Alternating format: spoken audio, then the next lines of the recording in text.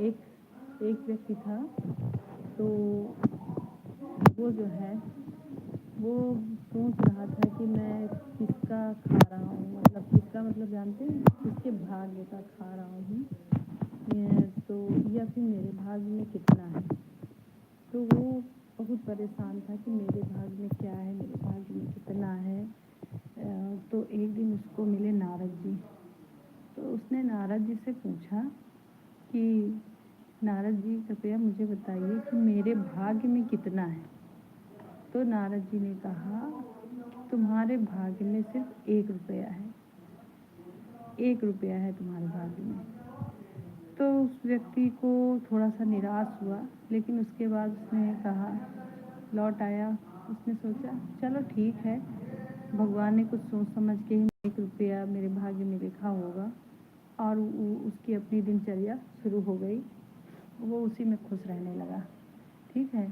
तो एक दिन क्या हुआ कि उसका जो दोस्त था, वो उसके जो उसका नेचर था बहुत अच्छा था, तो उसका दोस्त उससे प्रभावित हो गया। उसने कहा कि भाई मुझे तुम्हारा स्वभाव बहुत पसंद है, अपनी बहन की शादी तुमसे करना चाहता हूँ।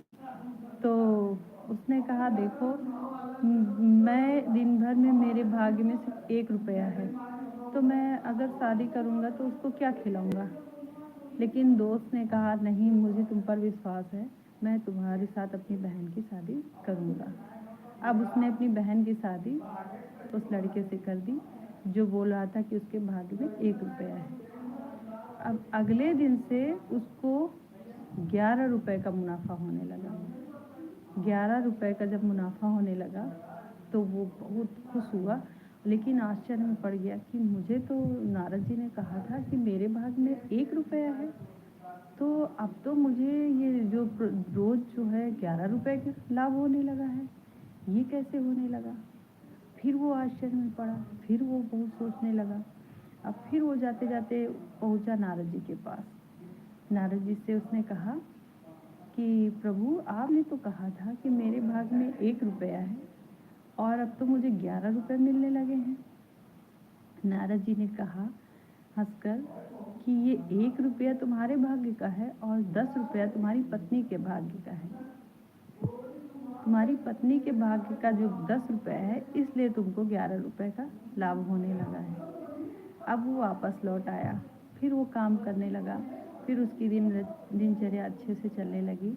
अब धीरे धीरे समय बीतता गया और उसकी पत्नी गर्भवती हो गई।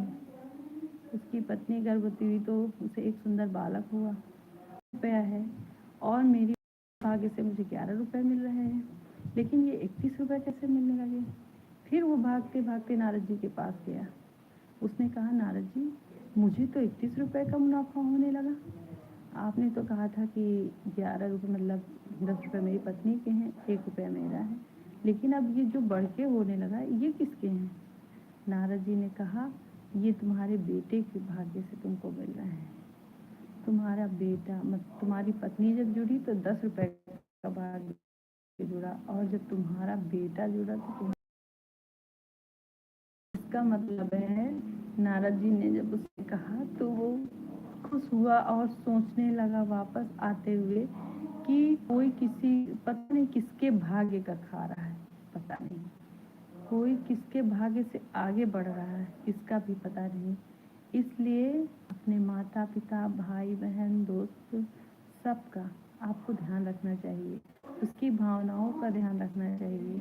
पता नहीं किसके भाग्य कि आप जो है किसी की बदुआ कसमकस है, इतना खींचातानी मचा है संसार में, सब परेशान है, कोई खुश नहीं है। लेकिन ये बात भी तय है कि अगर आप किसी को थोड़ा सा खिला देंगे तो आपका कुछ नहीं चला जाएगा। अगर आपके पास है तो आप दे दीजिए, नहीं है तो कोई बात नहीं है, भगवान के भरोसे छोड़ दीजिए, बोल दीजिए कि ऊपर वाले जो तुम्हारी इच्छा है वही होगा। तो मुझे तो ये कहानी बहुत अच्छी लगी थी, इसलिए मैंने आप लोगों से शेयर की।